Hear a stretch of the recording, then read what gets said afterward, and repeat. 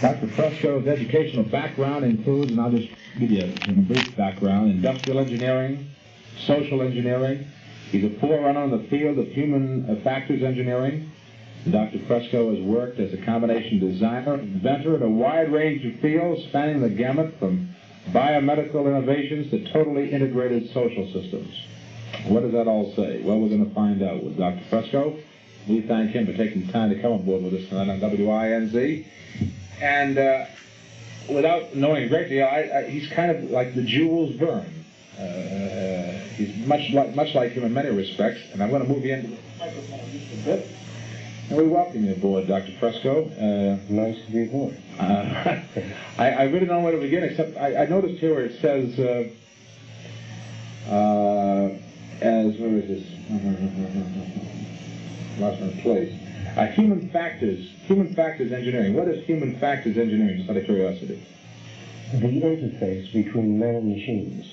That would mean the construction of various mechanisms to fit the human configuration. In other words, beds are probably designed by people that have nothing to do with or very little knowledge of human anatomy. Clothing is designed by people that are stylists. And shoes, of course, are designed by people that apparently don't have any feet. They don't know how to work them out. In the future, or the near future, let us hope, shoes won't be designed by anybody. The human factor system is to design a unit that you put your foot in. And as you walk, the articulation of the movement indicates the basic pattern of the way the shoe moves. And in that way, if you want the most comfortable shoe. Now, as far as the color, you pick that, and the shape, you pick that. But if you want a bed that's comfortable, or you want a seat that's comfortable, I can give you a very good example of human factors. During World War II, a pilot would fly a great distance, and fatigue would set in due to the fact that circulation is cut out, seated in a position for a great many hours, and he would alter his position, and this is very uncomfortable. As you know, a human rotates a great deal in a bed at night when they're asleep. They roll and change their position. So by designing a seat comprised of a multiplicity of chambers and inflating the air cylinders in automatically across the seat, relieves the pressure so you don't need to shift up and back, and the pilot therefore comes out much more refreshed, better circulation, and much more comfortable. And that's essentially what happens when you move. You permit circulation. Right. Well, let me ask this now. Human factors people would consider, do I have the right to design a room for you?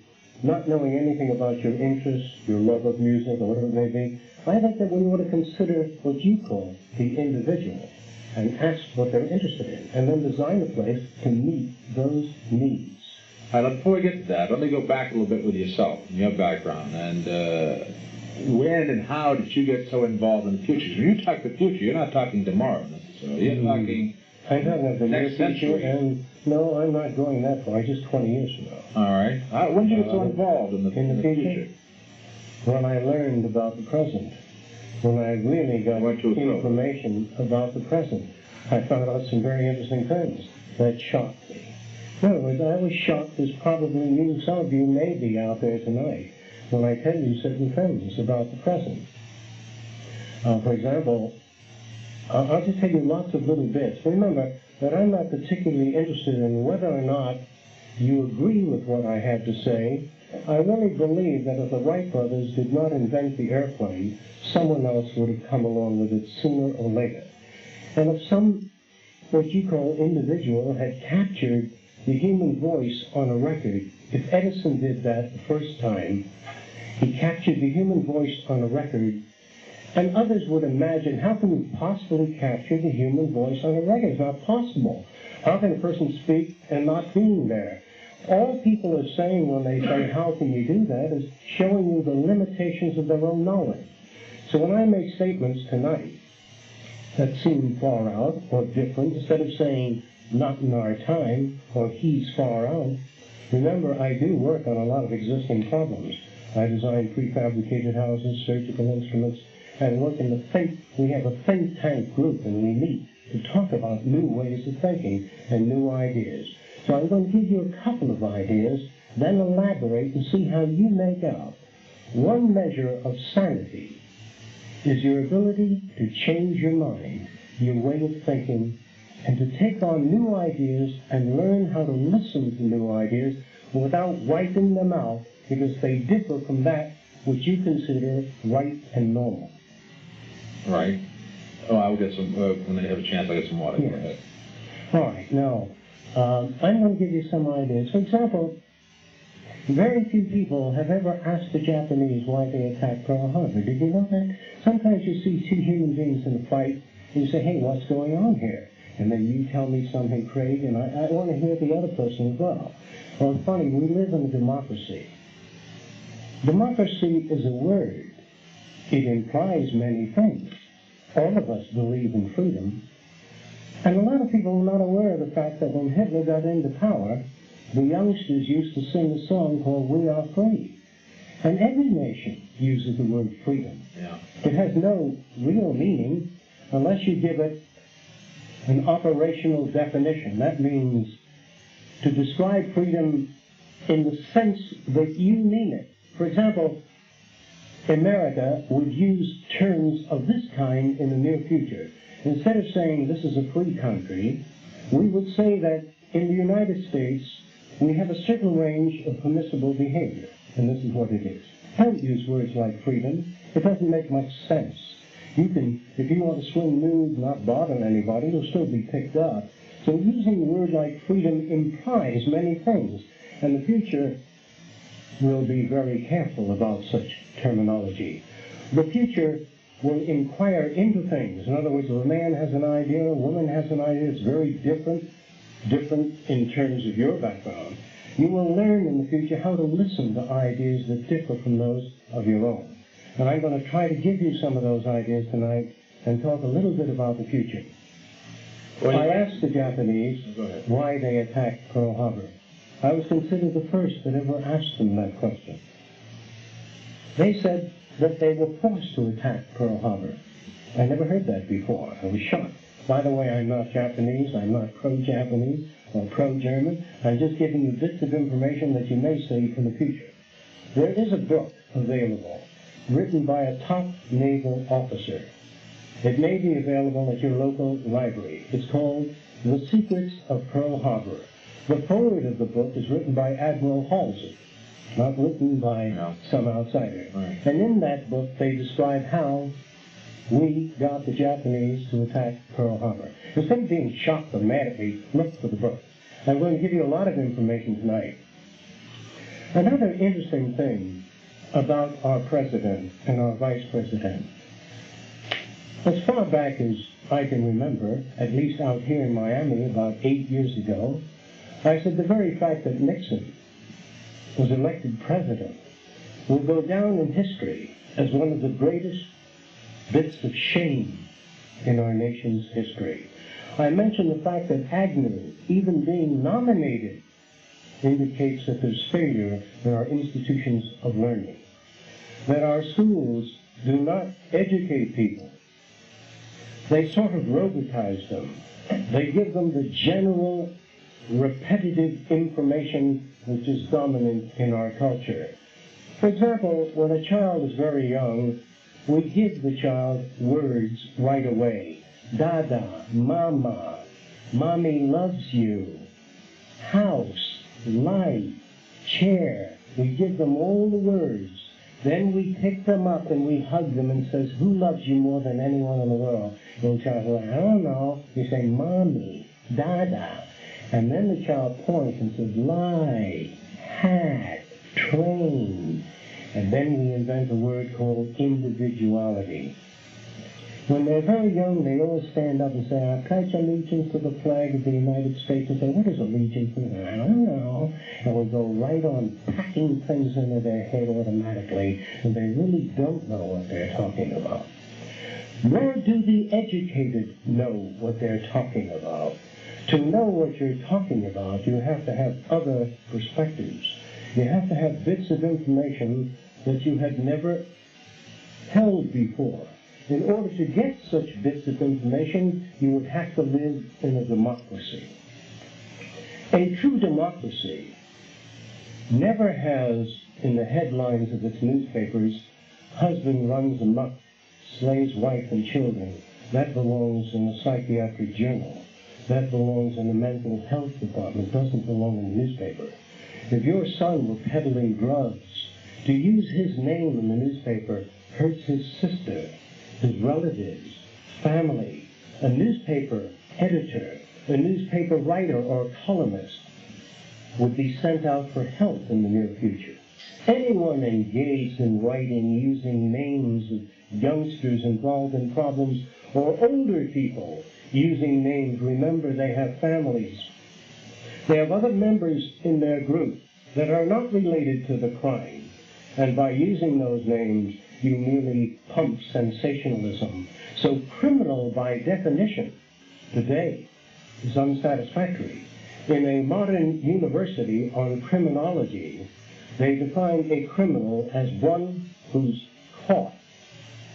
Now, you have to think about that. One who's caught. Is there anyone out there in the radio audience that never took a pencil or papers or rubber bands from the office or paper clips? I'm sure most of you have, and most of you are petty criminals. And there's no such thing as an honest person anywhere, especially in government. Let me see if I can get this point across. Well, again, you're just generalizing. Well, let me go. Have no I'm idea. about to lay it out. My father was in government, and I would have to argue that with you. Well, But I mean, the point is, I mean, you make a lot of general statements so yeah, far. I'm going to back it up. Okay, well, go ahead. I'm waiting. Okay. If I run for the governor of this state, and you put up, say, $10,000 to help me get in, when I get in, I've got to take care of the boys that help me get in. Not necessarily. Not necessarily? No. What do you think the vested interests are? The point is that not everybody does that. Whether you think so, whether you don't Well, think name so. somebody and I'll tell you what they did. Well, you wouldn't know the people I would name. I'm not going to be able to name everybody. You don't know everybody I know. I mean, I don't want see to argue with you, but This let me has get nothing on to do and with the see if I can make the point. Okay. If you run for political office, you have to represent some aspect of your society. You have to represent either the hotel lobby, the railways, transportation, particular groups and subgroups, or there is no one that has ever represented the American people. There's no agency in Washington, D.C., which is concerned about the consumer, genuinely, that has the power to act in a supportive way to protect the consumer. There is no agency in Washington that examines motor vehicles to make sure that the product or the quality of the goods, by the way, this does exist in Sweden. There is a consumer protective agency in which if you manufacture a wristwatch or anything, it goes through that agency, they test it, and it doesn't get on the market unless it is worthy. Now, you have a bunch of junk on the market today, and I can name the articles. The larger rubber companies, the companies that make your tires, already have developed a tire that can last for many, many years. In fact, nearly as long as the life of a car, which might be 7 or 8 years if it's designed not to wear out. But I want to say this, that most things today are designed to break down, Of course they are. We know except that. one thing. A lot of people don't. You may. All right. One thing is designed not to break down, that's the telephone in your home. That's the only thing that doesn't give you any trouble, Are you because it kidding? doesn't belong to you. That's more trouble than a telephone or anything else. No, the majority of people do not, statistically. And I want to say another thing about that, is that your electric lamps can burn for years if they're designed to do so. But a lot of people have been brought up to the delusion that if things don't break down, there'll be no jobs. People have to service things, you have to sell new products.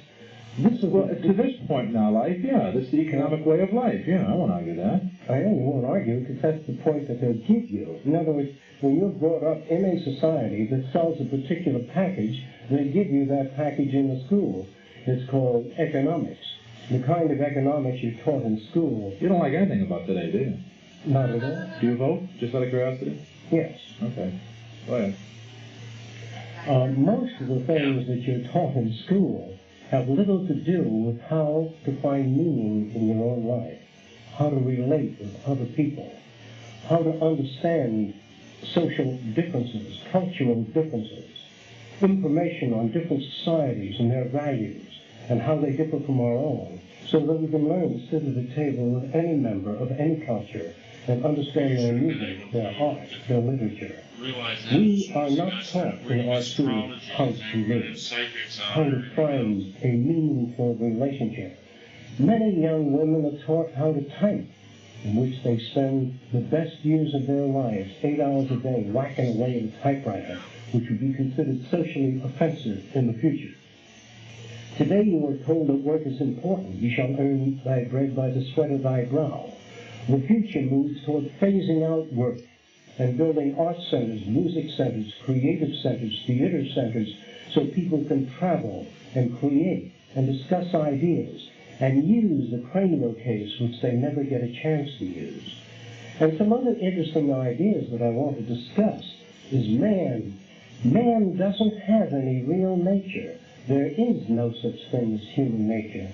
This is a fraudulent concept perpetrated by your society for a particular reason, which, of course, I'm going to lay out.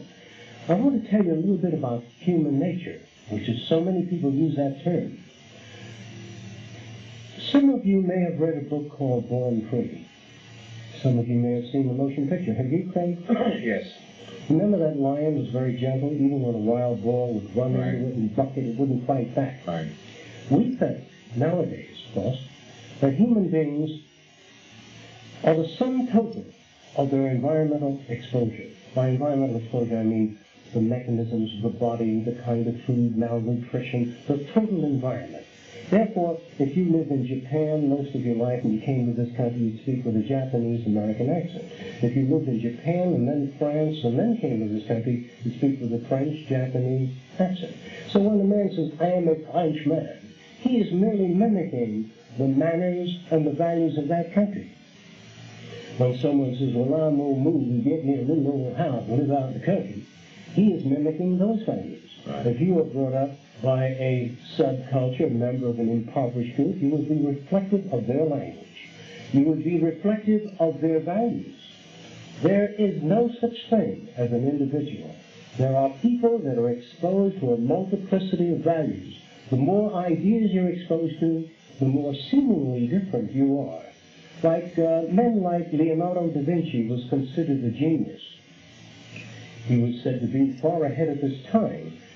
Actually, what was left out of the book was the fact that Leonardo associated with people you never heard of, that talked of gears and levers and things that you never dreamt possible. You only hear of But he was great men. individual enough to bring them together and do something with them. We don't know that.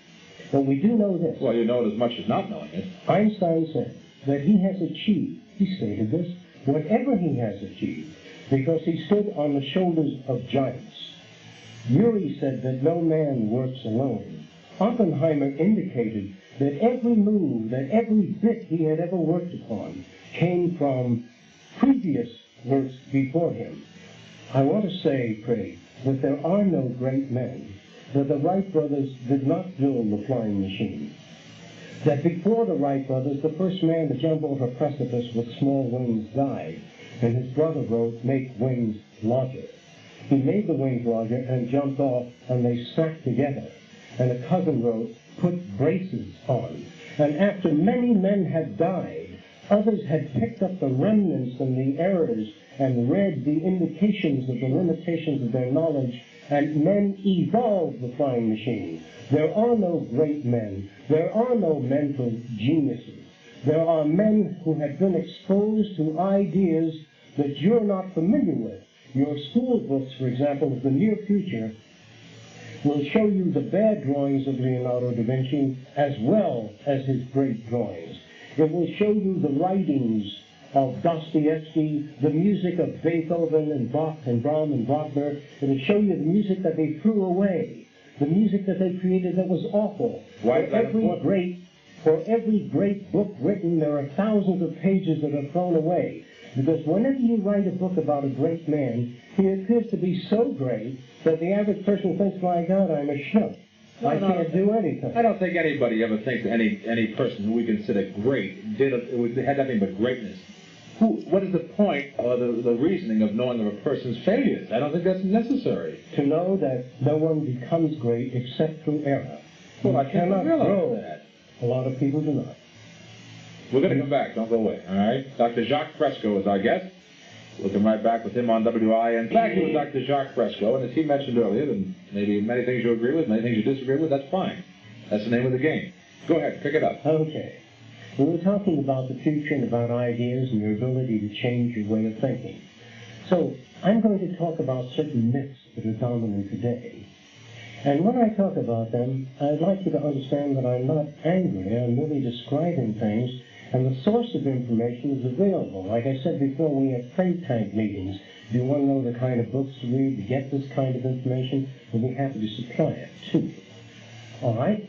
Let's deal with these myths. For example, I mentioned that political government, any kind of political, whether it be socialist, communist, fascist, are always the outgrowth of particular social and cultural phases. In other words, each society moves along and develops in terms of the social environment, not ideology. In other words, if millions of Americans, say about 30 million Americans, were unemployed, if the next 6 months make much sense, if things continue to move the way they're moving, we're going to run into economic hell in the very near future. 3 to 4 months from now, you'll begin to pick it up.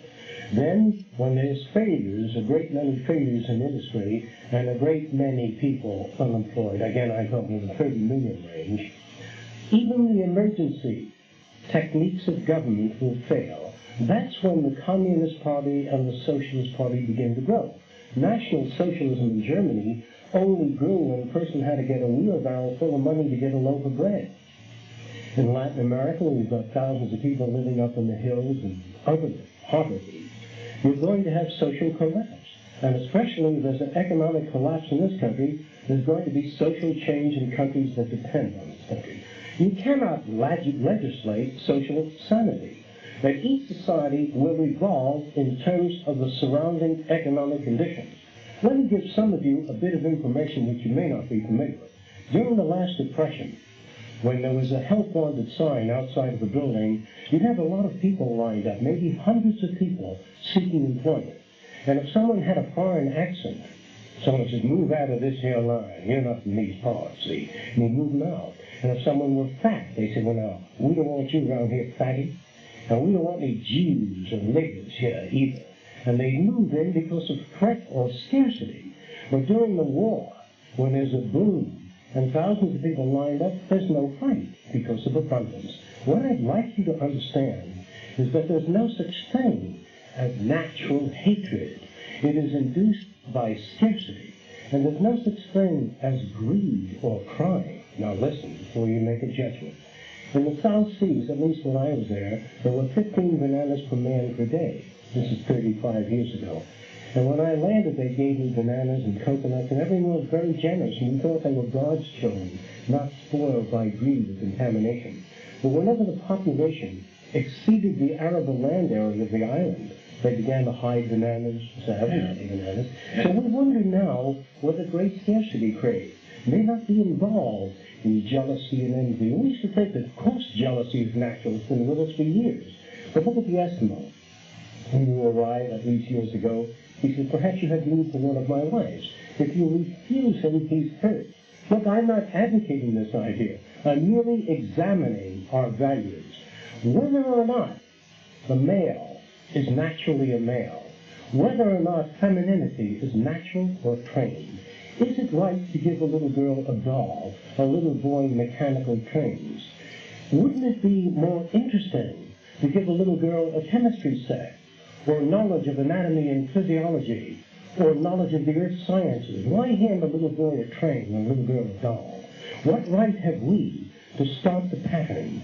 Is it natural for women to cook? I don't believe so. I think that men can learn to cook. I think that women can be mechanical engineers, physicists, geniuses in any field, as you use the term.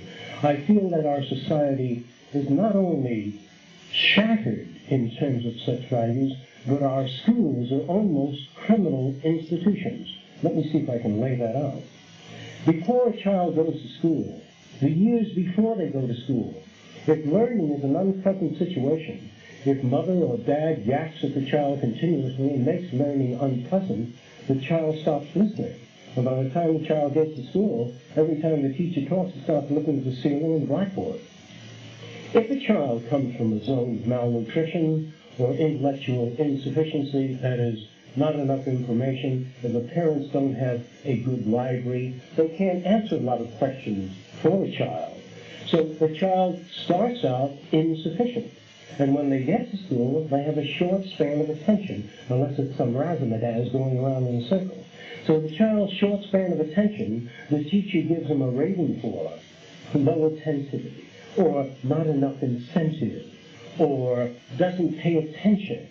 And they give the child marks or grades, which are completely wrong. What the teacher of the future will do is first improve the span of attention, bit by bit. You don't come at a child and give them a grade. What you have to learn, what you have to gather first is whether or not that child has come from an intellectually enriched environment or an insufficient environment. You don't put all children in the same classroom. I'm not talking about integration now, or segregation. I'm talking about values and ideas. That all children need good food. All children need warmth, love, and understanding. Any kind of deprivation in that area at all reduces anxiety, hostility, antisocial behavior.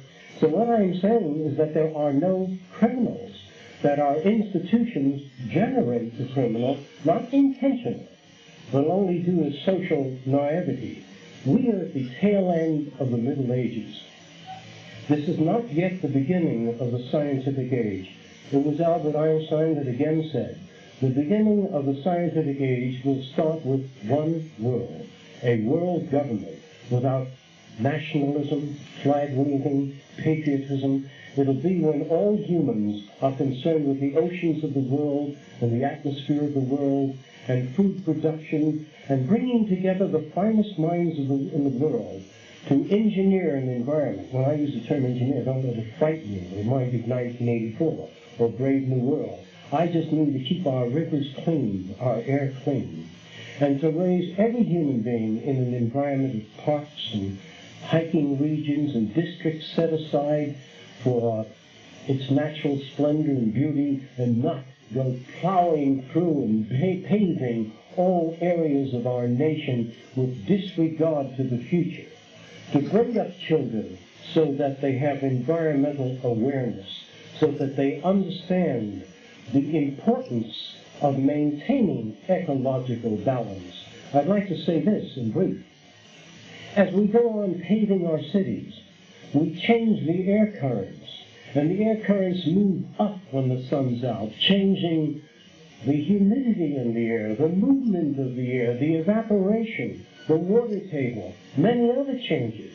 By building dikes and flood control techniques that we do today, without completely working out those problems, there will be a department of government in the future, as I said before, non-political government, that is concerned only with the well-being of the American people, or the people of the North American continent, and secondly, the rest of the world. That science in the future, meaning when I use the term science, I'm not talking about scientists, that they're just as stupid and as greedy and as selfish as anyone else. I'm talking about the methods of science. The methods of science mean inquiry, to check things out, to study. In other words, whenever you build a dam or flood control system, study the negative retroaction of the system. What are the bad effects of every positive move? When you build a giant freeway with 10 lanes, and you've got 23 lanes that lead onto it, how the hell do you get onto it? How do you get off 6-lane high-speed freeway when you haven't got enough carrier lanes to take you off? How do you build a big hotel near the Miami River, and at 4 o'clock all the cars come out of the built-in parking space and you can hardly get across the bridge? There is no planning yet. There is no government yet. The men that run your government are lawyers and businessmen, and first-class ignoramuses in terms of the future. The future is concerned with planning the total environment, its parks, its museums, its art centers, its music centers, its traffic. Now let me give you one physical example here. Suppose you didn't want any traffic jams. Suppose you didn't want any accidents. The solution is very easy, without spending money. You work it out so that 1/7 of the population is off every day of the week. Your beaches are never jammed. Your freeways are never jammed. You don't have everybody out at Key Biscayne or Miami Beach on Saturday and Sunday. Your freeways have relatively light traffic. Let me interrupt you now. Wait a minute. Now, you know, I say very easy and it wouldn't cost a great deal of money. All right, how are you going to arrange it? I mean, it's easy to say it. So 1/7 of the population doesn't work. Well, you stagger the work here. Well, how would you do that? If you understand what I'm saying... I mean, you're talking all different fields and all different businesses and all different things. That's why I'm a social engineer. I go in and make a study of these for years. We've been gathering this kind of information. If you say, gee, if only we had solutions, there is no way... What if Frank wants Tuesday off and Mary wants Monday off, but she gets Thursday? I mean, you know... I understand. There's human problem. Right. May I answer that question? I wish you would. We did a study on that, and we tried to find out, somebody said, what if everybody wanted to be a chemist? Nobody wanted to be a mechanical engineer. Right. We find out that everybody doesn't want to be a chemist, and that it isn't true, that everybody doesn't want to be an actor. So since you use that term individuality, people don't all want to be the same thing. They enjoy doing what they're doing. So we find that not everybody wants to work Wednesday. There are enough people that will work Sunday. Now, during the war, we wanted We're going to do this on a volunteer method? Yes.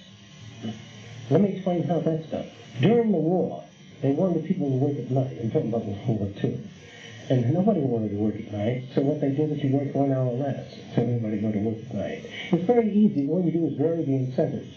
Suppose you didn't want the freeways to be jammed. Suppose you wanted no more accidents on the highway. Is that possible? I say yes. Now I'm going to tell you how. There's a building that was originally planned some more 35, 40 years ago called the Waldorf Astoria Hotel.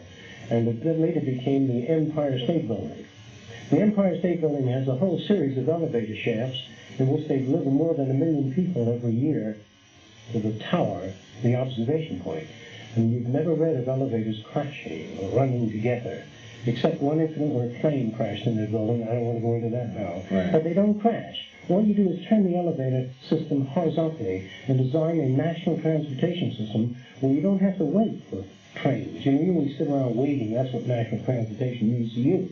It means rain and the buses and, oh my God, they're crowded. Excellent idea, but you're talking a very, very costly thing you put on a mass scale. I think you want to know where money will come from to do these things that I talk about, which sound very interesting, but in practical and economic terms, as I understand you, Craig. Right. Here's where the money comes from. I'd like to give you an idea of what it costs to operate our country now, with everybody driving his own car. 1 million little lawnmowers on your day off on Sunday and Saturday when you go to sleep and you want to sleep late, having pinheads up there cutting their grass. And listen to me very carefully now. This is a lot of information. All the grass you cut in Florida will feed all of the animals for 1 year in the world. Did you know that? You talk about a food shortage? We cut the grass and we dump it. If we went in for environmental management, and I'm not talking about the junk that you see out there, the little group that wants to preserve this river in this area, this isn't real environmental management. Let me tell you what real environmental I want to interrupt is. here. I agree with you on that, but I think you're being very unfair. It's got to start somewhere. Well, So if it's that little group that wants to preserve that little lake, that little stream, they're on the right line with you. Are they? Yes, they are. Well, Give them a chance to start. I will. You want the world, like I want to lose 75 pounds yesterday. No, it can't happen that way. You mean inertia. Let it occur evolutionarily. Yeah, listen. All right. As long as you're eating, Craig, and as long as your car is paid for. But there are others out there in the United States today that need medical care, and they need help, and they need a lot of things. And everybody says, we'll get around to that. Because the people that say we'll get around with that are those people that don't have that problem right now. Oh, baloney. That's not true. Well, they've been working on this, and they're working on it. We've come a great deal forward. Okay. And there's a lot of people in this country that want everybody else to do it for them, too. You know that. Let's check it out. The people that want things for nothing. Let's talk about that, Craig. There are people that constantly bring that up, and I'm glad you do, Craig. A lot of people say, well, this Dr. Prescott wants to give people a lot of things for nothing, too. And I believe people want to work for what they get. Let's check it out now, see how real that is. The very fact that you were born, I take it you were born in the United States. Yeah. Is that right, Craig? Right. When you were born in this country, I'm sure the telephone, the motion picture camera, and the car already existed. Right. That was your heritage. You got it for nothing. You understand what I'm saying? You being born in the United States get all that for nothing. You don't work for it. Now, there are people that live I work before for you. myself. Don't I shoot work yourself, for myself. Craig. No, What wait, you've wait, got don't give me now that baloney. Wait. hundreds I of didn't, years yes, of there's no two ways about it. But for myself, I work for it. For yourself, you work for it. Nobody gave it to you. They gave the invention. And the vehicle is there. The very fact that you're born in a nation that has already lived appendicitis and many other diseases, and Pasteur had lived before you, your heritage is fantastic. I agree. You owe so much to the past. I think it's magnificent. All right, What a place to as long live. as you understand how I mean it. Right, I agree. Now let's take it from there. Let's say that you get things for nothing when you invest in a corporation, buy so many shares. If that corporation succeeds, absentee ownership is getting a hell of a lot for nothing. No, because you risked the money you put in the beginning. Big deal. So They could have gone down. Not big deal. There's some people that could have gone down flat. You lost your shirt. You're strictly free enterprise. Let me tell you something about it. Something you didn't know. During World War II, when we bought a battleship or an aircraft carrier, we paid $10 million for them. That was very cheap in the old days. And the banks did about 3 weeks of paperwork and doubled it. Now, certainly, it was Abraham Lincoln, not myself, that said, when the American people realized how banks operate, if they were exposed to the information, they would tear them to pieces in the morning. They haven't the slightest idea of the operation of the Federal Reserve System. Most bankers haven't the slightest idea of the methods of economic management. For example, Abe Lincoln said, if we ever needed any money, why not have the government print money? Why not have the government print money and print up what it needs to conduct the war so it wouldn't have to borrow the money from the banks? Been doing it. You know, when we operate a war, just a minute, we borrow that money from banks. You also print it up, too. Yeah, but we print it up. What are you going to back it up with? Craig, you have to listen carefully. Yeah, I got to ask The questions, money- too. It's my show. I ask The questions. money is not backed up by gold anymore. I realize that. Okay, so it's not backed up by anything. Which is kind of a scary thing. Not really. It means we're near the demise of this kind of system. Yeah, I agree. I don't like what I'm saying. You're near the end of the free enterprise system. And I'm not advocating this. I can't change You got to the stay on system. microphone, then. I cannot change the system. The system will change. And what it'll change to is not what I'd like to see. It's moving toward a military dictatorship. We may go through a phase. Yes, we're going through that phase. And Big Brother is already here, and he's already watching you. And those of you that think you can bypass that, you're wrong. That each nation has to evolve and go through those phases. What I'd like to see is not coming, not for a long time. Well, don't go away. I got to do a commercial. I'll come back with you. All right. Dr. Jacques Fresco is our guest, architect of the future, and we'll give you a chance to comment and argue one way or another momentarily. But first of all, I want to talk to you folks who take pictures, and I think most everyone does it sometime or another. Maybe it's a birthday or a vacation, or maybe it's at Christmas time or holidays of life in the future, and what life is today, in his opinion. Go ahead. Well, we talk a little bit about the future, too, so some of you are not totally discouraged by what I'm saying now. You're discouraging Just remember that you're moving through a phase in which you've got, like I said before, if you plan your societies on a total basis, and again, those of you who tuned in late, I'm not talking about Brave New World in 1984 or Atlas Shrugged. I'm talking about a society in which the best of man's knowledge is used to enhance the lives of all men. And this is what I'm referring to. I'm referring to the possibility of no military systems anywhere in the world. I'm talking about the shame of our own military system, such as, or any other military system, such as building enough missiles to level Russia 175 times over again. It's called overkill. As you understand, Craig, they have enough missiles to level us. So we work out an agreement where we don't build as many missiles, but we put more warheads on the missiles that can go in different directions. Right. In other words, this is no way out. There is a way out. There is a way out, but it's not about to be taken up by politicians. And I want to say this clearly, because a lot of people don't know how I use the word. So in order to avoid misunderstanding, I'd like to say this. From the point of view that I'm talking about, which I will try to back up if I have the time, I want to say that lawyers all lawyers represent people that come to them. Some lawyers will turn some people down. But if you get to a lawyer first, he may represent you. If your wife gets there, he represents her. If you slip in front of a department store, the lawyer might say you've got a good case, but the department store lawyer says you are a professional slipper in front of department stores. Lawyers never did represent the truth. They are professional men at rhetoric. They study techniques for moving and persuading people from one point of view. I'm going to interrupt you again because again you're generalizing again. Well, That's not true. There are lawyers who do try to take cases that they strongly believe in. Clarence Darrow, civil. You want to talk about the two biggies. Yeah. But there's hundreds of little ones out there doing it. You ask those hundreds of little ones because I meet with most of them. They tell me they're. You don't meet with most of them at all. You don't know. You don't meet with most of them. There's millions of lawyers in this country. We have many conferences with lawyers across the country. And essentially the field is a very discouraging field when they get to see a cross-section of the general disagreements held by people. I just want to say that a lawyer cannot represent this nation and its problems. Our nation's problems are technological, sociological. They have to do with ecological management, studies of geology, agronomy, learning theory, subcultures, environmental change.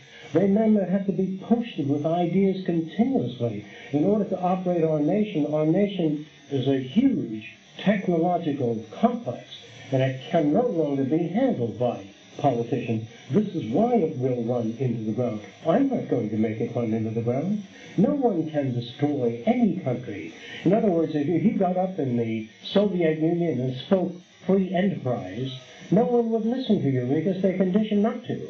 If you had a top-notch communist on NBC, they wouldn't, even though he spoke well, they would not listen to him because our country is essentially brought up to look upon ideas that are different than our own as unacceptable. So we're not able to listen to ideas. I've never heard of a rabbi entering the Vatican and changing the point of view. I've never heard of a good Catholic going in a synagogue and shifting the point of view. There's no need to, is there? Of course there's no need to. Because the very idea of changing the point of view is a threat. You got to remember that whatever you're brought up to believe is comfortable to you. Many, many years ago, when man could not account for things, when he saw lightning or volcanic eruptions, he would turn to the witch doctor and say, what's going on? He says, you're being punished for deeds in the past. And sometimes a mother would say, I've lost my youngest daughter. It doesn't make sense. And the witch doctor would say, you probably sinned at some time. And ever since that time, there had evolved the chieftains of superstition and the unholy free. What are the unholy free? The banking institutions, religion, all religion, and the military, always together. Let me interrupt. We're going to come back with Dr. Jacques Fresco on WINZ, give you a chance to take a shot with him, and maybe we can get into some of the positive aspects of the future and get out some of the negative ones of the present. Dr. Jacques Fresco is our guest on WINZ. Hang with us here on a Wednesday night, the 31st of July. We've got news with Marshall Tanner. Right? We're back on the air? We're back on the air, right? Are we on? Just shake your head yes or no so I'll know. But they didn't pick up on that. I guess we're on. Who cares? Are we on? You've got to shake your head yes or no. I don't have any idea if we're on the air or not, Bernard. I get talking with my guests and I'm really not paying attention to whether we're on or off the air. All right, Craig, do me one favor. Check some scores for me so I can know what's happening up there in Boston. I like to keep track of my Red Sox friends. The only way I can do it is check the darn ticket tape, the wire machine. Dr. Jacques Fresco was our guest here on WINZ. And to some people, let me ask you, and I don't mean this as an insult. Hey, this is what we need. Oh, okay, I'll mention that. I'll mention one thing at a time, Doctor. To some people, Dr. Jacques Fresco, I would imagine, would be called kind of a weirdo. Would you be? I mean, and I'm not insulting, I'm just saying. Well, that's a nice way, but I mean, people meet him say, all right, all right, okay. Dr. Jacques Fresco, man of the future. And the first hour he's been spending some time telling about some things that he feels that are necessary and will come to pass, whether we believe it or not, or whether we like it or not. And I want to get some calls and some thoughts on and some questions on your side of the picture too, friends. I'm going to ask Dr. Fresco to go into a little bit of maybe some possibilities of the future, the way he thinks it's going to be in all respects. I want to get to that very much. Yeah. I did want to talk about the positive aspects of the future. I think that would be magnificent. But you've got to use that microphone then. Right. Okay? All right, let's talk about the positive aspects of the future. Are we on? Yeah, go ahead. In the planning setup that I was talking about, when I use the word planning, it also bothers a lot of people. Don't forget, you live in a society that is usually very much against planning, yet everybody's always planning for the future. And we don't know exactly what it means. It means to minimize problems ahead. It means to build each community of the future so that it's designed with landscape areas and natural reservations or reserve areas between cities, so we have parks and playgrounds, etc. It also means that there's no noise, no cars, no automobiles, no transportation units as you know them. We're going to get into linear induction systems in which the vehicle rides without wheels and no tracks and no trains. Your television, instead of having all the records in your house that you have today and tape recordings, you won't have any of those things.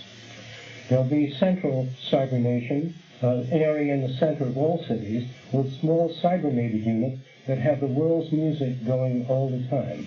All you do is dial the music you want to hear, and you get it. You can go backward, forward, playback. But you don't need to sell every American phonograph, tape recorders, and all that sort of junk when you can have a central music processing system that has all the music in the world going at one time. In other words, you're going to get into molecular recording, whereby information will be imparted on the molecular level. And this record may take 1 year to turn and play all the world's music. You wouldn't need gigantic heads. You won't need, you talk about stereophonic sound, you talk about multi-channel sound. All of that is unreal, phony. Now I'm going to spell out what real sound is. By using a parabolic reflector or what you would call a speaker, with a focusing diaphragm, we can focus the sound out near your ear in the future, so when a person whispers on your television screen, you will hear the whisper near your ear. And when the plane flies out of your set, seemingly holographically, that means in 3D in color, as it flies out of your set, so will the noise move with the airplane. You think your TV is pretty great today. You won't see the screen in the future. You'll see a scene, an entirely new scene in front of you. Your ceilings will disappear, and you'll see leaves hanging there in the sun. All right? You will be able to feel textures through television. Here's how you do that. You'll be able to feel silt and wetness and roughness on your TV set. Now, those of you that are not too familiar with the human processes, in the fingertips you have sensory fibers, and if you run a needle, an insulated needle, into the sensory fibers of the fingertips, and you touch a velvet surface and pick up a recording, make a tape of the sensory impulses traveling to the brain, and then tape that, and tape it when you run your finger over velvet, sandpaper, pick up the different impulses, then design a surface that projects from your TV set. And when you're looking at a certain fabric, you run your finger over the texture, and we play it back into the nervous system. Think about that a little while. Mm-hmm. You won't have 57 speakers in the room. You'll only have one that can generate the sound of each instrument in a symphony orchestra clearly at any distance. Music will change in the very near future. We think music has been dragging its butt, because musical instruments still look the same. We talk about arts and creativity and individuality. Look at the violin, it's been the same for years. We hope to build new music centers in which there will be thousands of new musical instruments. And I'm not just talking about the Moog music synthesizer. I'm talking about thousands of new approaches to music. What if you like the old ones? I mean, there's nothing really wrong with them. Nothing wrong with it, but there's a future that belongs to the future. And we cherish the past. And the museums will change. That doesn't mean that some of the things of the past can't go. They'll be in a museum. No, I don't want. There's some things I don't want in the museum. Then you'll play it. Play that instrument in your home as much as you like. In other words, the future's not going to try to tell you what to do, but it's certainly going to make you aware of a lot of things you're not aware of today. It's going to tell you about a lot of things that have been taken away from you. For example, some of you don't know that most of your public libraries are managed by good people. But good people, when they order books in libraries, don't know what books to order. So they go through and they order books that they think would be best for you. Well, I think one of the things you have to realize, you really you're very unfair sometimes to make these comments. Libraries really can't take every book in existence. I mean, they have to be somewhat selective. You have to leave the choice to somebody. Well, I mean, if you had the choice, I wonder what books you put in. I put in every kind of book that we can get in. There'd be the world's music in the libraries. That children would hear the music. I wonder where you put all these rooms for the books in. Well, I'll try to explain that to you. I mean, you're talking tonight, I hate to say it, but as though you're the perfect one and nobody else is. I'm going to tell you where we put all the books. You want your questions answered? Yeah, I do, but you know. Let's stay out of a personality thing. But you're making it that way. Well, you really are. If I fail to answer your question, then you're right. Okay? No, you're where are you going to put all the books in this new library? There's a photographic process today on 35 millimeters. I shouldn't say today. It goes back about 10 years ago, in which we can photograph every page of the encyclopedia on the 35 millimeter film. You know about that? Right. We can put all the world's information today, if we wanted to, holographically, in 1 cubic yard. Does that answer your question? You probably didn't know this. No, well, how is that going to help the person coming into the library? Take it home with them? No, they have a computer, and they dial what they want to know, and the information is relevant immediately.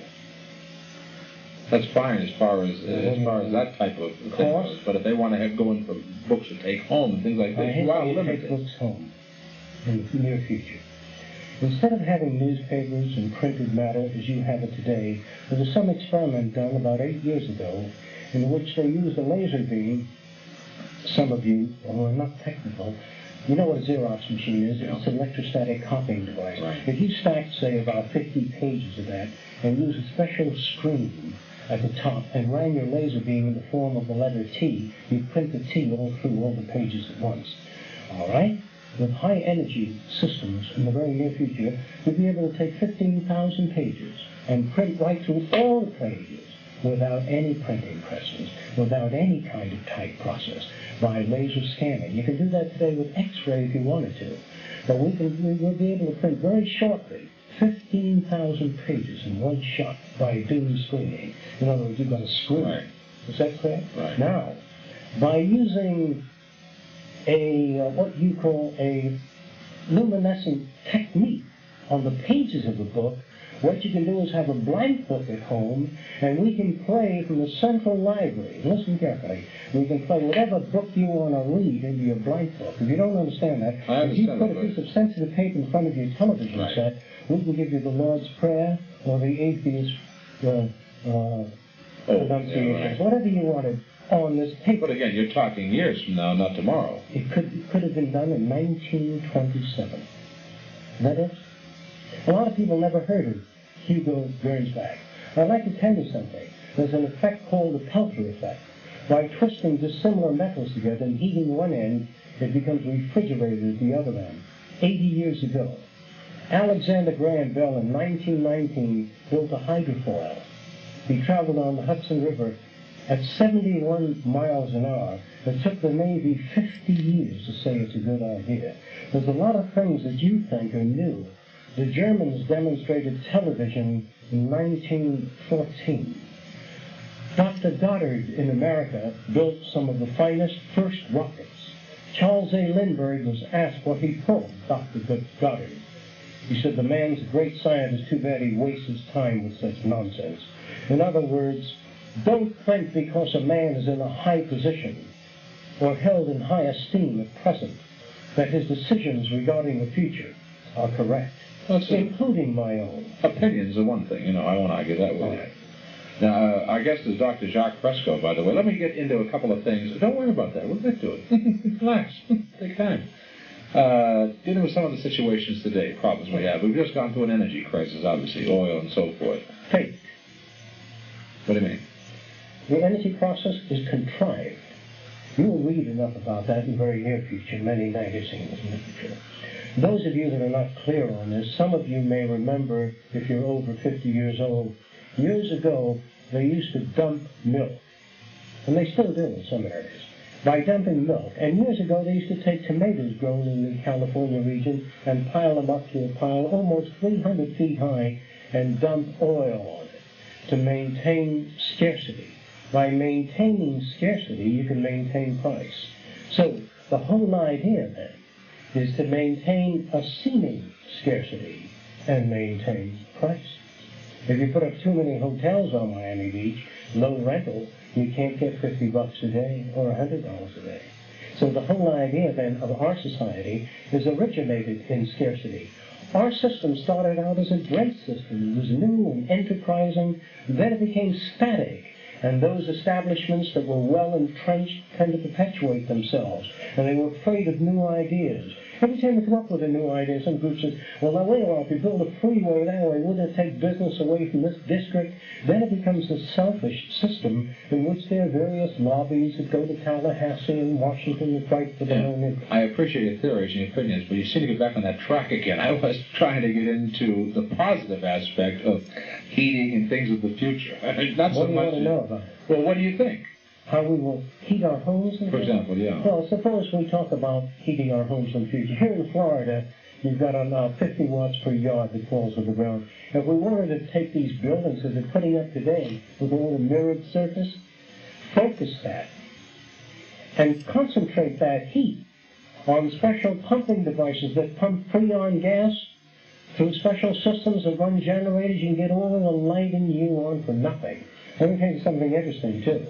Here in Florida today, if we wanted to develop with modern technology better solar heaters than the old ones that have been hanging on some of the buildings for years today, we can give you all the hot water you want for nothing without any pollution. Another interesting thing about Florida, by putting a parabolic mirror on the roof of the individual dwellings, scattering the light on the inner ceiling, and using a phosphor material sealed in an epoxy resin or plastic, clear plastic, or Catalin, or lucite, if you're not familiar with it. Seal in lucite, scattering the sunlight on it. When the sun sets, you'll have all the light you want free all night long. What about if you don't want the light, you turn on an infrared lamp, flash it, it'll go off. If you want it back on, a photo plug, on, a mercury vapor, flash it, and that light will hold for 4 hours. Are you saying here? I'm saying you can get all the light you want for nothing. You're saying here in Florida on things. What about in Minnesota? In Minnesota, at 50 degrees temperature with solar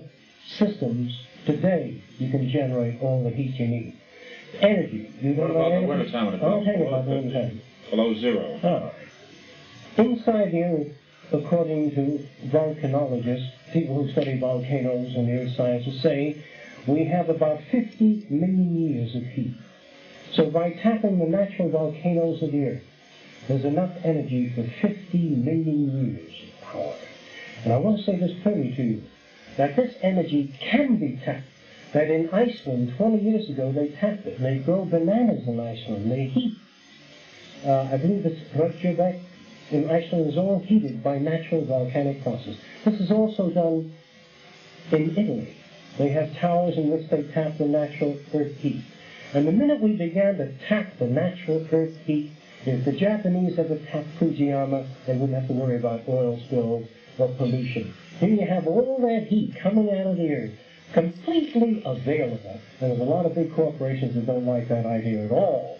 And there's a lot of ideas that have been suppressed, technological ideas. But if you write to your local universities, you can get a lot of information there on volcanic potential.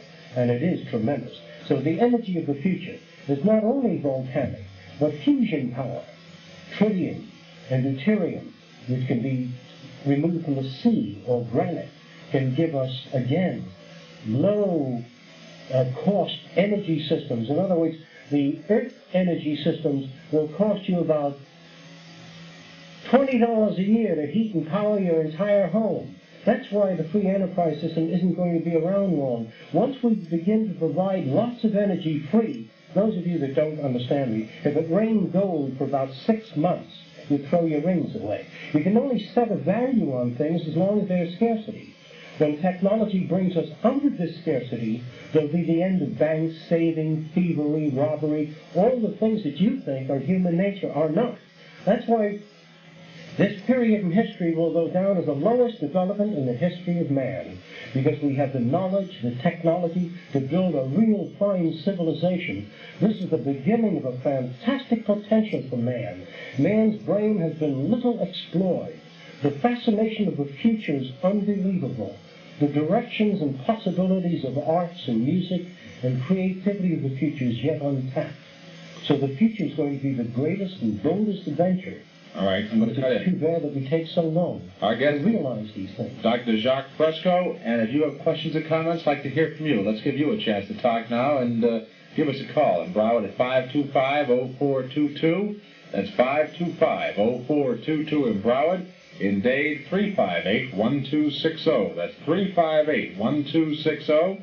If you have thoughts or questions, you want to argue or agree, by all means, feel free to pick up that phone and give us a call. The lines are open and available. We'd like to hear from you with Dr. Jacques Fresco. Let me get into the commercial part, and let's tell you, if you'd like to read a book, it was written in part by Dr. Fresco and Kenneth S. Keyes. It's called Looking Forward. Looking Forward, you can probably pick it up in a bookstore, and would it be in the library? Yes. Or you pick it up at a bookstore. It sells for, what says $6 here, all right? And also, Dr. Fresco gives lectures on Thursday, Friday, Saturday, and Sunday at 8:30 p.m. Thursday, Friday, Saturday, and Sunday, 8:30 p.m. at 2919 Southwest 36th Avenue in Miami. Is it a charge or what, free or what? Think tank. The think tank. Donations toward the organization. But that's it. They can, Yes.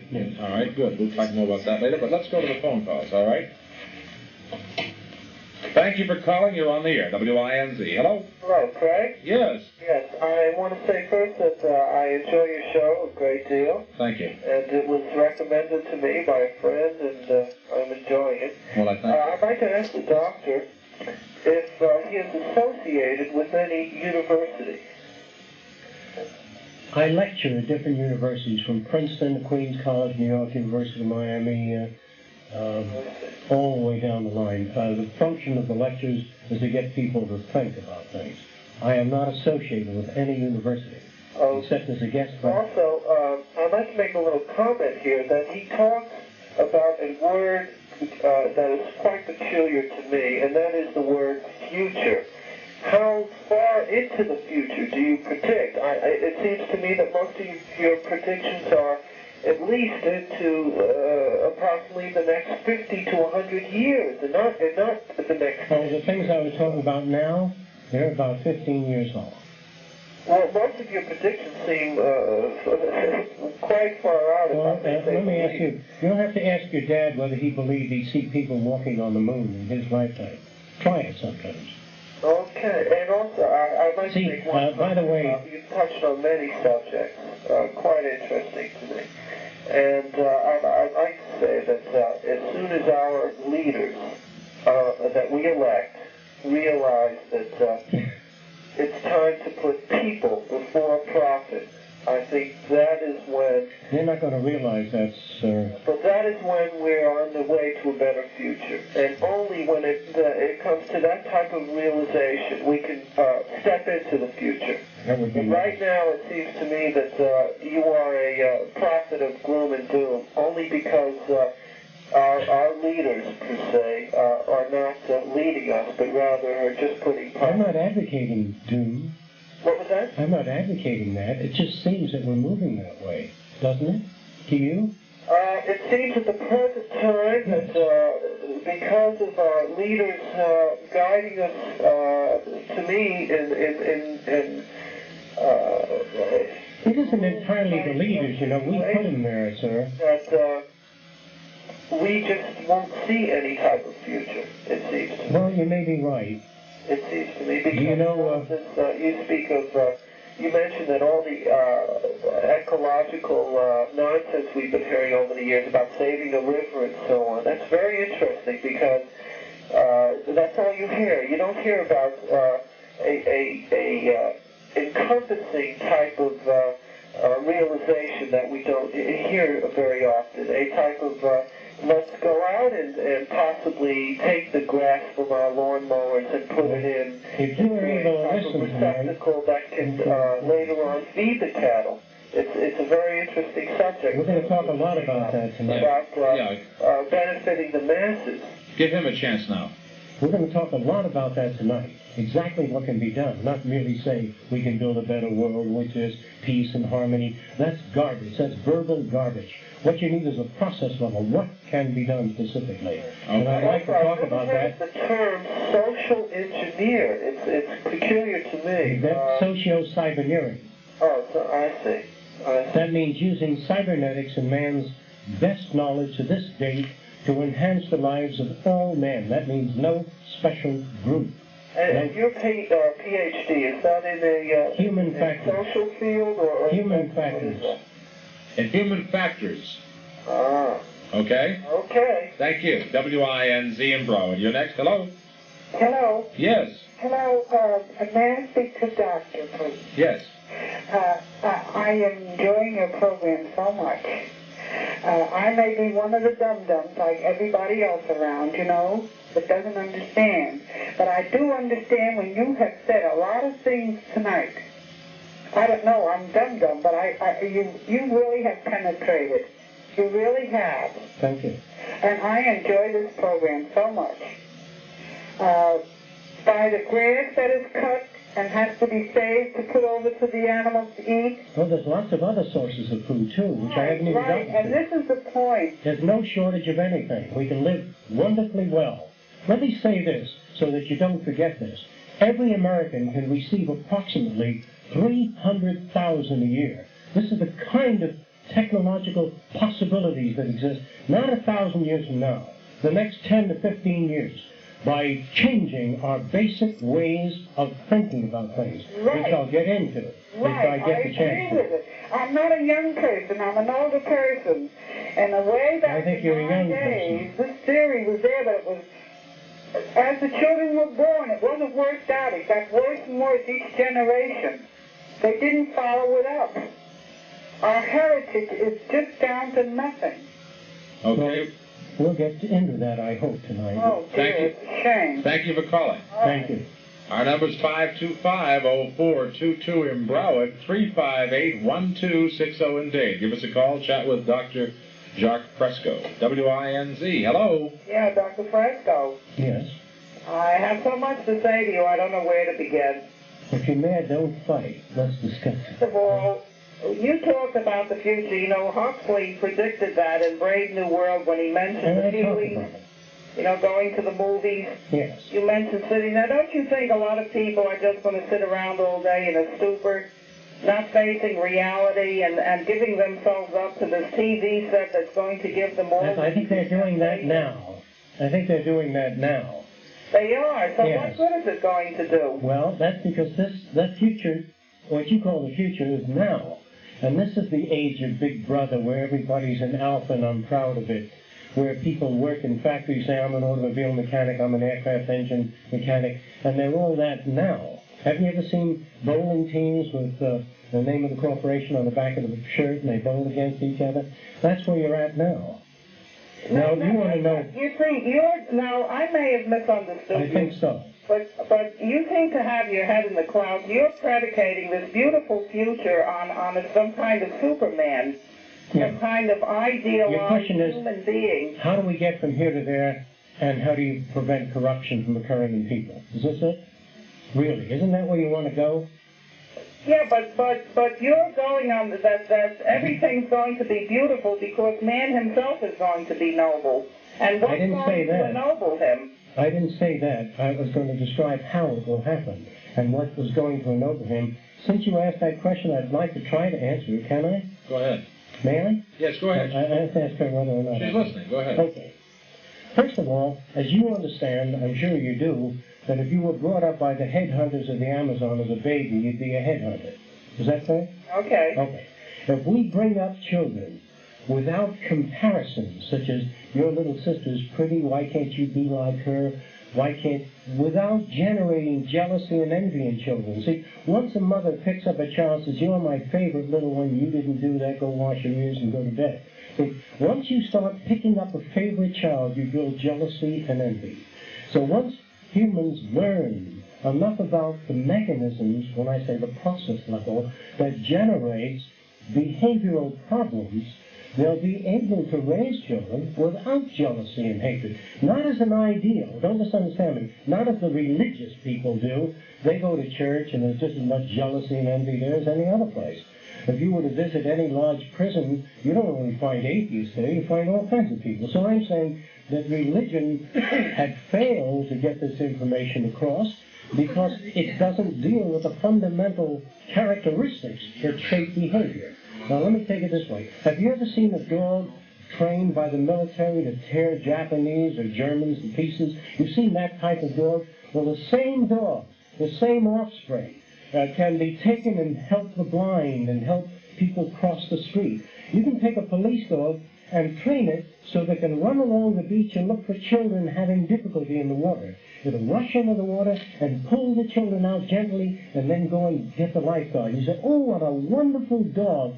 Now listen carefully. I'm saying the dog is not wonderful. The dog had been oriented to help people, whereas the military dog is oriented to tear at people, or what you call the vicious attack dog. Now, human beings that have no love or concern, let's take an impoverished person. Let's take a real crime so you understand human nature better. I was told by some police officers recently that a particular individual climbed into a room where there was a 71-year-old man. He only had about $25 in his possession. He was on pension. And they stabbed him like 30 times with a small sum. Well, what kind of a human being would do a thing like that? We say, my God, what kind of a human being would do a thing like that? Now, here's the kind of human being that would do a thing like that. If you were brought up in a particular kind of impoverished environment where there was little love, warmth, and affection, where you could not afford the luxury of consideration. Remember, when you can sit around and look at your fellow man and say, this poor child suffers from malnutrition, or there's no hospital in this district, or no medical care in that district. Well, if you can afford the luxury of that, it means that you're well enough educated or comfortable enough to ask those questions. But there are some people that are so impoverished, if you could ever have the non-privilege of visiting certain areas of Ceylon in India and see the people crawling in the street, the misery that exists. Well, people that are born there step over it. They cannot afford to get a lump in their throat at everything they see. If you were brought up in utter deprivation, you either become hardened to it or you break down emotionally. Because the people in mental institutions, let me say this very carefully, have nothing wrong with them, most of them. They are people that are oversensitive, that cannot take the vulgarity of our culture, that cannot say no, that cannot turn away from situations. They're said to be oversensitive. In other words, you've got to be hardened. When you go into the military, you've got to press that button and wipe out a city. Some people can't do that. Some people are overly sensitive. They're wrong for this culture, but there's nothing wrong with them. That most people in mental institutions have nothing wrong with them, except that they've been manufactured by this culture in such a way as to find it too difficult to manage their affairs in accordance with the cultural practices that you've come to accept as right and wrong. Ma'am? All right, Dr. Fresco. According to you, I'm thinking of my own childhood. Now, according to your standards, I would have been considered culturally and emotionally deprived because my parents were immigrants and we were 5 kids. And they didn't have time to fool with us because they were busy making a living. Now, you mentioned once a lot of children where the parents couldn't give them any answers to their questions. I didn't get any answers either because they didn't know the language. So I went to school. I lived in a poor neighborhood.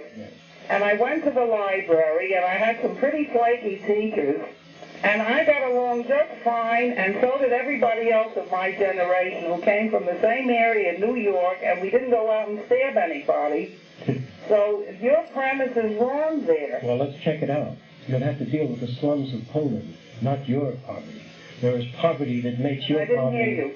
There is poverty today in the world that makes what you consider poverty look like a Christmas holiday. I'm talking about utter deprivation. You must understand if you've read your history. Yeah, but how do you explain the crime here? I hear this all the time, that people are culturally deprived, and that's why they commit crime. Do you have children? Or they don't have decent housing, or they don't have this, they don't have that. I didn't have it either. Do you have children? Law-abiding. Miss, do you have children? Yes. All right. Do you try to keep them away from influences that you feel would be detrimental? Oh, listen, I see children coming out of the finest homes today, and they're out committing crimes. I know a few of them that have expensive foreign cars, and they were caught for burglary. Do you try to keep your children away from what you consider detrimental environments? Do you? What's that? Do you try to keep your children away from detrimental environments? Yes. Yes. No. To whatever extent you can. Is that right? Right. But then they have their own culture, they have their own friends, and it's the in thing that puff away on some pot. You know, after all, acceptance is important. You don't control that child entirely. There are other factors. There are his peers, there's his group, or her group. So children are not really raised by the parents. They go to movies. They see movies that you don't even identify with. But you're contradicting yourself. Just a little while ago, you said that it's the parents' duty to give a loving, I didn't say that. I did not say environment to a child, and now you're saying that the children get their mores from other children. I didn't say that either. No, I think it goes back to when you were talking about how, as a child is growing up in their formative years, the parents are the ones who are basically filling their heads full of things like, you're a wonderful little girl, or this is bad, this is a light, and so forth and so on. That's what you said. All I'm trying to say is when a child does anything constructive, pick it up and say, gee, did you do that? Tell me about it. Don't say, all right, go out and play. It's a very nice picture. You go out and play. Don't slough them off. Go talk to Daddy about it. Try to give them, everything they do is real to them. When they draw a picture or say, look, Mommy, I can dance, don't say, you're messing up the rug and I straightened out everything here. Now you go in your room. In other words, they exist. This is their real world. This is their everything. The little piece of paper that a child folds into an airplane or a house or a boat is their big deal. That's the biggest deal in their life. And when you sit down and say, gee, did you make that? Tell me about it. Don't say Daddy loves you. Manifest it. This is all I'm saying. I think parents who do that, and the kids still turn out there. Well, I don't agree with you. They take the opinions of their peers. All right, we've got to go on, ma'am. We thank you for calling. Okay. Thank you. We'll come back with Dr. Jacques Fresco at 358-1260. And 358-1260, the number to call. We have a couple of lines open. 525-0422 in Broward. Yes, go ahead, please. Program, very interesting. Thank you. And it doesn't come over very clearly, though. You get a lot of static on your... You got cheap radio. What's that? You got a cheap radio. What can I tell you? All right. Is that the reason? No, I don't know what the reason is, ma'am, but it may just be where you're located. It may be the atmosphere. I'm not that technically informed to be able to tell you. Oh, I see. Go ahead. Anyhow, I'm enjoying your guest very much, and his ideas are just fantastic. And I'm wondering how soon some of these things will be available to the general public. Well, you want to talk about the future a little? Yeah. Which we didn't get into very much. I'd like to go into something else about the future. Oh. All right? Right. These things, how they get to be available. I've answered this question many times, and a lot of people don't seem to hear the answer. There seems to be a method in which the brain bypasses information that we're not familiar with. You know, sometimes we're at a place and we don't know what a person said and we don't know what the hell he said or what he meant.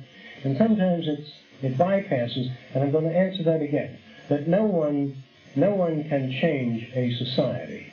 A lot of people think that Joe Stalin or Leon Trotsky or Adolf Hitler changed society toward the Nazi point of view or the communist point of view.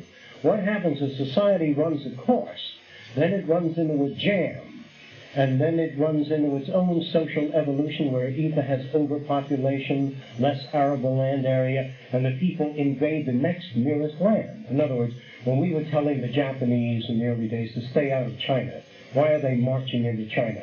Why don't they stay in their own land? Why are they building war machines? Well, here's what the Japanese said. You came from a foreign country. You came to the United States. There were Indians living here. You shoved all the Indians onto a reservation, took the prime land for yourself, then you took New Mexico and California, and you took it by war. Then you went to Hawaii and got one of the leaders to fight your war, and he was called King Kamehameha, the conqueror of the islands, who knocked off the other chiefs because they weren't interested in us. So the history of the world is one group of people, one nation, stealing land from other nations. I think Mark Twain said it well when he said he doesn't believe there's an acre of land that belongs to its rightful owner. I think that the earth is good for all people, and I think that someday we'll learn to live on it and work it for the benefit of all of mankind. And we will learn how to maintain population control. And there will be no word for war, because war is the supreme act of stupidity. Let me tell you a little about war so we can get the future clear. War. World War II. It cost $50,000 for every soldier killed. That means we could have built music centers, art centers, universities all over the world free of charge for the cost of that war. Vietnam War, over 75,000 for every man killed. We could have gone into there, built schools, housing projects, free of charge, and come out the winner. Because nations go to war because of scarcity, not greed or lust for power, all the baloney you're given in your newspapers and your school books. They go to war because of scarcity or threat of scarcity. Now, let me prove it to you now, if I can in a short time. Mussolini was beginning to manufacture a lot of things. Again, I'm not pro-Mussolini, or pro-Japanese, or pro-communist, or pro-Hitler. I'm just trying to give you facts that you've never heard before. Italy used to manufacture, you have to ask your father about this if you're not old enough. They used to manufacture pliers and tools, and all your five and dimes used to sell many pliers and tools made in Italy. And they were beginning to knock the British out, and they were beginning to export materials all over the world. So they formed a blockade, the British, would blockade the boot, or Italy, and prevent a lot of ships from moving out, and they were choking the economy for their own survival. Then the Italians built an air force, a gigantic air force, and they flew over it. The Nazis, the Germans, figured they had 30 years of technology, that they used their resources wildly, then they would start going downhill. So they invaded the next nearest lands, and nations moved against other nations. The war in Vietnam was not about communism at all, no way related. It's about tungsten, manganese, rubber, oil. That's what it's about. And they use that all the time. What's that? I knew that all the time. Tremendous. Most people don't. So when you come to understand the economic geography, the real meaning of social moves, we don't do any good deeds. The Marshall Plan in the early days to help other nations is not real. This business of lending money to the underprivileged nations and helping them get started is all a huge fraud. Now, I'm going to lay it out. What happens? We tax the American people. Private banks lend them money. The American people foot the bill. There is no real aid. What happens after the war when a country is defeated? We lend them the money to buy American machinery. So American industry makes a hell of a lot of money, and the public foots the bill. Remember we used to say we don't want people to get things for nothing? Everybody wants a handout. Who do you think finances new airplanes like the Mach 2, airplanes that fly twice the speed of sound? Who do you think finances that? Who do you think finances a wide range of military research and private industry? The American public. The American public paid for the whole space program. Now let me tell you something. When the Bell Telephone Company or anybody uses any of that space stuff, I want them to pay the public back for it. They don't want things for nothing. They don't want the public to get things for nothing. When we develop an atomic energy program, don't hand it over to the electric companies. Let them foot the bill for what the public paid to get it that far. Don't give it to them for nothing. They're just picking it up. And they want the American public to finance all of the toppling industry. During World War II, the American public paid for 60% of industry, technological industry. Did you know that? We put the bill for it. When the war ended, we sold it back to them for 3 cents on the dollar. And in some cases, 1 cent on the dollar. The public doesn't know these things, therefore they can't make a decision. Okay. Yes, ma'am, go ahead. That's about it. Okay, thank you for calling. Thank you. Bye-bye. We'll come back with our guest on WINZ. Move ahead here. I want to talk about Morgan Piano Company. Morgan Pianos and Organs. And by the way, they'll be our guest tomorrow night. Bring along one of those fine Lowry organs. we'll have a chance to hear it and see what it can do and have some fun at the same time.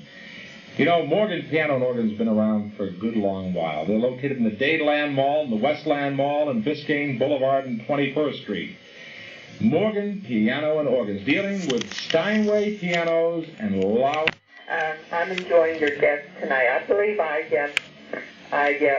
recognize this man from years ago. And Dr. Presco, didn't you have a son?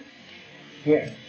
Well, I remember your son when he was about 5 or 6 years old, and he was the most intelligent little boy at that time I've ever met and talked to. I know that he was so intelligent that you could talk to him on any subject. May I ask whatever happened to him? Yes, he just recently got back from a trip to Germany to visit some friends. And he's at what age now? 21. 21, right. And you were most interesting because I used to have a lot of conversations Well, he's only about 5 years old. And believe me, these people that are listening, I remember you predicting a lot of things that was going back 15 years ago that has happened today. And you are most interesting, Doctor. And I always enjoy talking to you. Thank you. Thank you. Bye-bye. Bye-bye. WINZ. Hello. Ray? Yes. Well, this is one of your regulars. I wanted to ask the doctor. Now, I heard what he said about the parents pushing the child aside, but I wondered if you could tell me why there's so much crime, and even for very prominent names in America, the children have taken part in the dope scene, and so much crime, and could you tell me why? I think I can. I'd like to say this, try to get it across to you. What happens is we provide children with a lot of things that at least when we were younger, we had to walk to get what we wanted. We had to walk to the store. We had to make things. We just didn't say, "Hey, Dad, let me have $15. I want to make a down payment on a recorder." We give things to people. We make things very easy for people. Let me interrupt for a moment. I'm going to put you on hold, ma'am. We'll take you right after the news, all right? Right. Thank you. Hold on, please. Dr. Jacques Fresco is our guest on WINZ at 525-0422 in Broward, 358-1260 in Dade. And all that. We have a lady holding. We go to the phones. WINZ. Go ahead, ma'am. Thank you. Oh, okay. Go ahead. What was the last question? Oh, well, he was telling me why we're having so much crime. Oh, yes. I'm going to try to answer that. That we used to have to... Sometimes we provide our... They get too much. Go ahead. Yes. He's talking. Just listen. Let him talk a moment. We make it easy for our kids in many instances, and I'm not against providing them with things that they need, but also they have to work to achieve certain things. If you provide them a ready-made kit, model airplane kit or boat kit, to do A to B and on down the line, without having to go and pick up the material and carve it out, things go together pretty easy, pretty fast. And in some areas of our country, at certain times, people had to work for what they got. It took 3 or 4 months for you to make a rowboat. It took time for you to build a model sailboat. It took time for you to save up to buy a chemistry set. So every year we hand our kids things, and we take them on a cruise, we take them different places, and there's hardly anything they want. Now, when you say, don't you want to make a success of yourself, don't you want your own home, they've always lived in a nice home and a good roof, so there's no contrast, do you see? And so they want something else. They don't care for our world. They don't identify with it. They look around, they see a lot of people going to church, and yet they're hypocritical in their behavior. They see men in high places behaving in a fraudulent manner. So they don't know that they really want a part of what you call this respectable culture. They believe that the culture is only respectable on the surface. They believe that in the early days, a married man might keep his girlfriend in some apartment house across the bridge, across the East River. Today, the kids just do it openly because they don't live a lie. They believe that we, the older generation, which I'm part of, live a lie. And we lived the lie. We kept the manners and pride and we concealed our innermost feelings. We had very good manners. We always said the right thing. but very few people knew what we really thought. The kids today pretty much speak their mind. They don't like what they see. They really honestly don't identify with government or success, and there's nothing they really want. So I would say we've got to do a hell of a lot of work to kind of not sell them a bill of goods, but generate a society worthy of identification with. I don't believe in forcing anyone to my point of view, but I think that the challenge of the future will be to win these kids over. And I hope that maybe they will win us over. It depends on whatever point of view is dominant. They don't accept our sense of morality. They don't accept our concept of God. They don't accept the basic postulates of the Constitution, which they feel we don't accept. See, originally in the United States, we're supposed to have separation of church and state. And yet on a coin it says, "In God we trust." In other words, there's been overlapping and violations of the basic agreements. On Sunday, you have ministers on the radio, which is fine. But you should have atheists and agnostics and communists and socialists and fascists. Democracy means to hear every point of view and let the American people turn it off. Yeah, but wait, I'm going to interrupt you because you do have all those people talking on the radio, you know? I'm sorry, you really don't. Oh, well, I don't know. Sometimes I think, Doc, you have cotton in your ears. Really, they do. I'm sorry. Let me put it this way. I mean, now you're talking my business and you're wrong. When you have prime time, whenever there's a war between this nation and another nation, I would like to hear the other nation's point of view. What they say happens. Then go to the other nation and no, hear theirs. Here. No, go to the other nation. No. I mean, sometimes you'd be quite irrational. Go ahead, man. Well, if you use the term, I want to hear you. I want to hear your ideas against Edison or the flying machine. I want to hear every idea. No, don't go to a long explanation, because I want to take some calls. We'll go back to it. Thank you, sir. Thank you for calling. Thank you. WINZ. Hello? Yes, go ahead, please. Hello once. Check it out, Bernard. Check out 60. WINZ. Hello? Hello? Yes. Oh, hello there. I'm just fell asleep waiting for you. Well, I tried to get to you. Go ahead. You just got on to my favorite subject, Mr. Dr. Festa. You mentioned God. Would you do me one favor? I think you're a very learned man. I'd love to listen to your philosophy and all that. Do you believe in God? No, sir. God is believed in by the people of the earth today? Not as they believe it. Huh? Not as they believe it. Well, don't you know these big churches they built, the Catholics, the Jews? Let's say all churches, sir. Huh? All churches. Yeah. We don't even pick on any one. Well, yeah, I'm talking about the belief. I'm sure you're aware of the different versions of religious worship in the world, don't you? Oh, yes, 125 different gods. 25? Well, I 100 read someplace that there were 15,000 Yeah, in America. worships in the world. There were 1,500 basics. Yes. Now, do you believe in any one of those? No. Neither do I. I'm a devout atheist. And I just don't understand how these learned men in the world could believe in such Well, I can explain that to you if you'd like to know. Say it again? I can explain why people He said believe he has in an God. explanation for you. Well, yes, tell me it. I appreciate it.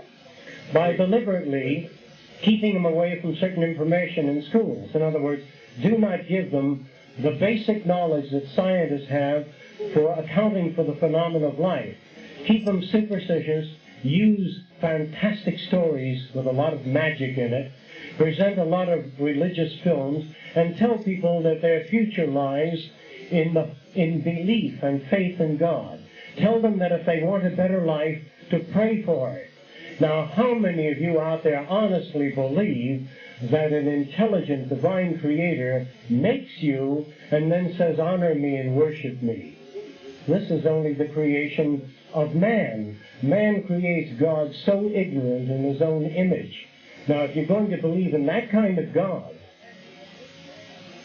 Okay? Yes, Dr. Fester? Yes. Turn your radio off, pal. You're bothering me. No, I want to listen to you on the radio. No, if you want to listen on the radio, then you just shouldn't be on the telephone. Turn your radio Oh, off. now. Turn your radio off. I got it off. I'm Okay. talking to you now. people believe in God because when they look out at the universe and they see all this wonder, it goes on infinitely, and they can't explain it. They're overwhelmed. I think you're wonderful. I think you ought to, I'm a big, you're a big barn to preach every Sunday to. Because people should listen to people like you instead of Billy Graham and all these other nonsense materials of the Greeks. Look at what they made out of this monster over there. Look at these other guys that they made gods. Yeah, I don't want to get into a religious conflict tonight, so thank you for calling. WINZ. Hello. No, Craig? Yeah. I'm addressing myself to my former teacher, Dr. Fresco, and I don't believe I've ever promulgated this idea to you, and I know you got a lot of logic and common sense, and I want to see what you think of this because Craig made a comment before, and we'll get back to it. Now, what I would feel that we need to implement is the abolishment of all taxes completely, because this is what's causing one of the contributing factors of inflation is taxes.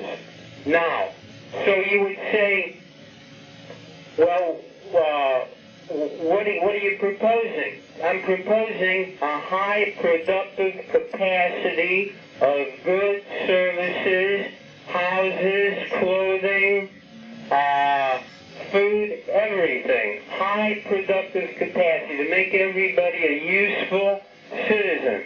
I would say this, that I would tax certain things which are detrimental to the people, such as alcohol and tobacco. But as far as city taxes, state taxes, federal taxes, it would be all absolutely unnecessary because everything would be backed up with goods and services, because, like I said once before, if you had all the gold in the world, what good would it be if you didn't have all the different things such as shelter, clothing, productive capacity to produce? Now, the bureaucracy itself, the IRS, I mean, those people could go out, you could put